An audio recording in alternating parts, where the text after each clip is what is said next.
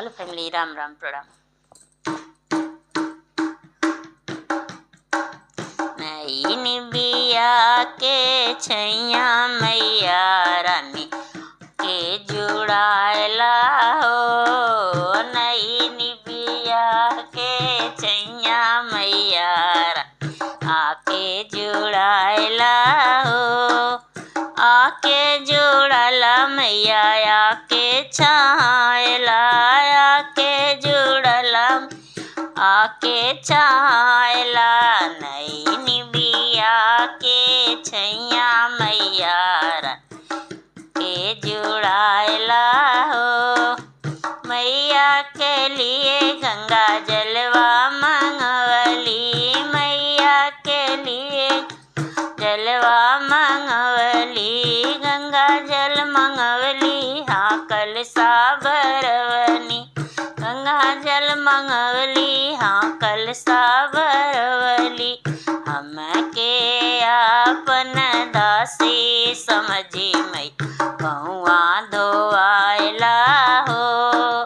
हमके आपन दासी समझी मैया पहुआ धोआयला हो।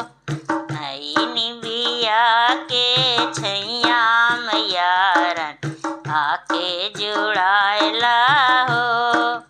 मैया के लिए हम फुलवा मंगवली, मैया के लिए हम फुलवा मंगवली। फुलवा मंगाई सखी गजरा गुहवनी, फुलवा मंगाई सखी माला बनवली।